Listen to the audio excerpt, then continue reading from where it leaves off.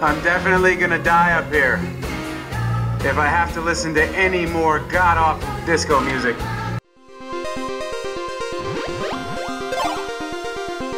What's up, everybody, and welcome to the SaveState. My name is Landon, this is Seth, and today we're going to give you our review of The Martian, the movie.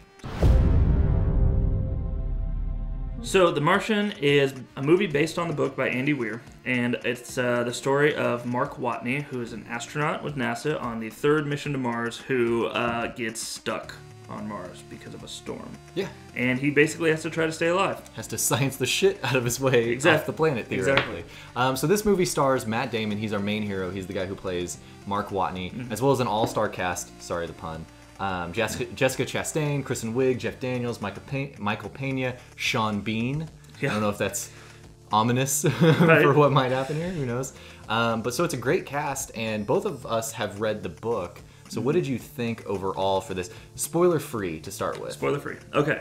I thought it was a great movie. I thought it was a great standalone movie, but I also thought it was one of the best book-to-movie adaptations as far as staying true to the book but maintaining the intrigue and not changing a whole lot. They had to cut a few things. And there were things that when I was watching, I was like, this makes sense. Yeah. You don't need this. And it was long. It was a long movie. It was, that's one of my complaints about this was I felt like it was a little too long. Really? It dragged just a little bit. I felt like it had some pacing problems here and there.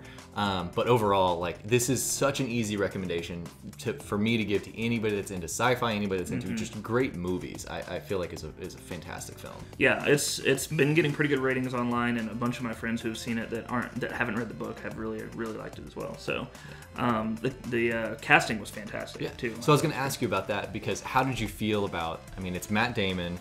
For a good portion of the time, it's just Matt Damon on screen. You know, there's so many times where he's using the audio logs, and then we'll cut back to, you know, NASA main command and dealing with what's going on back on Earth to try to potentially save Mark Watney. How'd you feel about Matt Damon standing by himself? Surprise. I think he did a great job, honestly. I mean, I've always really liked Matt Damon ever since, I mean, the Bourne movies were kind of the first thing I really saw with him and was really impressed with it. But I think that he actually really nailed it. Did a fantastic job, and I was a little nervous about how he would come across, because there's not been a whole lot I've seen him in where he's really sold the humor. And Mark Watney's character is very snarky and and he did a great job. Yeah, Mark Watney, the character, is just a constant smartass, and that gives so much life to both the book as well as the movie, where it's situations where you're just like, if any other person was in this situation, you would just be depressed beyond belief and, you know, wouldn't be able to get out of this. But through his humor, through how he thinks and acts, like, it's so very entertaining. Woo! In your face, Neil Armstrong. That is one difference between the book to the movie, is he is still really snarky in the movie, but I feel like it's half as snark as he is in the book. And that makes sense. Back a bit. It makes sense because it's almost a humanizing characteristic. They're humanizing Mark Watney in the movie, because he's almost infallible in the book. Like, when things constantly go wrong, he's still like, well, I'm just gonna make a joke, I'm gonna move past it, it's fine. You know, there's never like this really breaking point for him. And they give you that in the movie. But there kind of is in the movie. Yeah, well, and without going into spoilers yet or anything like that, I think the book, because he had more of his inner monologue too, you got some more of that snark too. But in the movie, you don't really, you know, he's making the logs and all that for NASA, and he's got to some degree, be somewhat professional. So, film, science fiction, visual effects. What did you think of the visual? Man, I thought they were fantastic. Yeah. There was one or two scenes where I could tell it was a little bit fake or CG or something like that. But Ridley Scott did a fantastic job of. Probably one of his best films in a long time. Well, sure, and I think that he did an incredible job with even the I don't know what you would call it, the composition of the shots, making Mars seem so interesting. I mean, we've not seen a whole lot of movies that have sold Mars really well, I think, and it was beautiful and stunning, but terrifying. Even the shots from towards the last half of the movie, there's some shots where it's just a shot from like a satellite looking down. And it was gorgeous videography, or I guess in this case, probably CG. I'm guessing he didn't send a camera to Mars. No, I don't think that's the case. Supporting cast, what'd you think of them? Man, super fun. Yeah. I don't know that there was one that didn't do a fantastic job. So I was most surprised with how much I liked Donald Glover in this. Donald Glover's character is really, really entertaining. He doesn't show up until maybe over half the way through. Yeah. And he's a really good small character in this film, you know.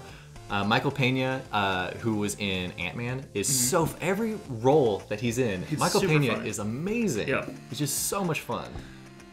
Fun trivia fact, the scene where, no spoilers, the scene where Don Glover falls, when he gets up from his thing and eats it, that was not scripted. Not scripted, really? Yeah. Wow. He was on an interview with, I think it was Colbert, and he was talking about how he just got up and started to run and just totally ate it. And he recovered really well. Yeah, so I wonder if that recovery is his actual recovery, or they had to shoot. No, that was his actual recovery, because he said that he played it off just because, you know, hey, I'm an actor, I'm going to do it. And then when he was holding an ice pack to his head later, Ridley Scott was like, that was great, we got it. Yeah. He was like, oh, okay. That's awesome. Yeah, because he just popped right back up. Yep. So any last remarks you feel before we jump into spoiler territory? I would just say go see it. Even if science isn't necessarily your thing, if you liked MacGyver, the TV show, and here's the thing about even comparing it to MacGyver. Even MacGyver, I feel like had a pretty high barrier at entry, and I feel like this takes like potato science and makes it accessible, because he sits there and he literally says, "Let's do the math.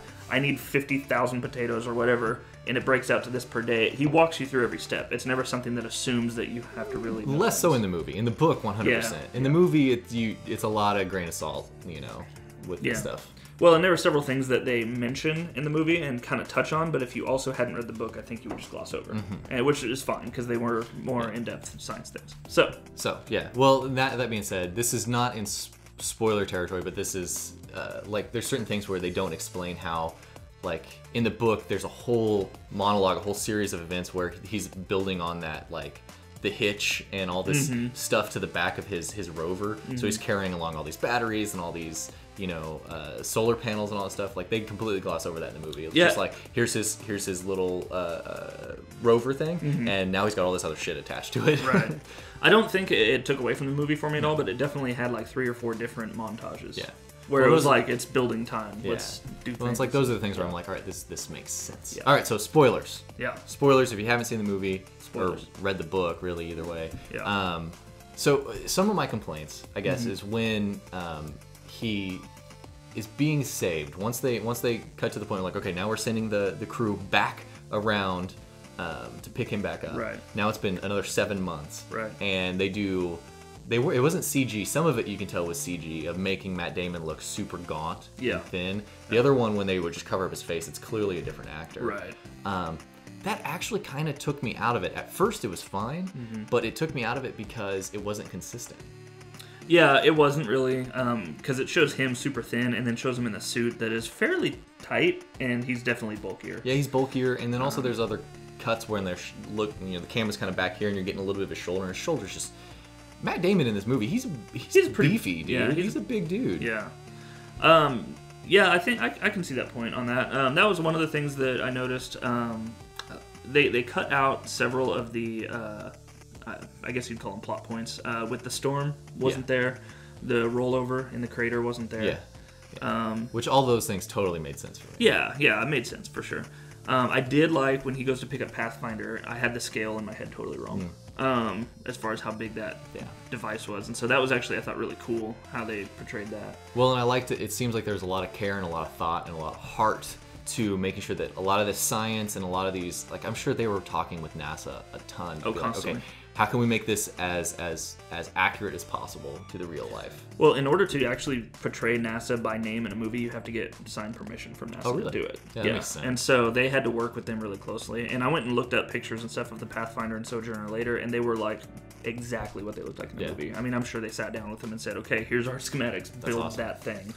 So, any other, like I had said a little bit before, I felt like there were some pacing problems with this. Again, I think it was way too long for what it was, but the really nice thing with this, and this does add length to the film, was they give you something that the book doesn't give you, which is Mark Watney back on Earth. And you get a little, like, the book basically ends on like, and he's saved, but he's not back to Earth yet. It's like anything can go wrong. It's like, so this confirms, okay, you know, he made the trip back with the rest of the crew. He's fine. He comes back. Now he's in the astronaut, like, preparedness training program. And still cracking jokes. I'm glad that they gave us Mark Watney back on Earth. Both the book and the movie, I felt like the ending was the weaker part of the book, but it's because the book it's so high the whole rest of the time. So at the end, he gets back to Earth, and I'm glad we got to see him there.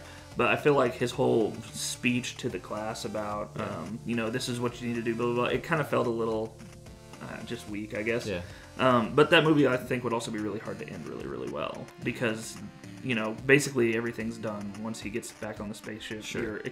You exhale, finally. Yeah. And then after that, what's there to do? I was just glad to see a little bit extra, kind of that epilogue to his story a little bit.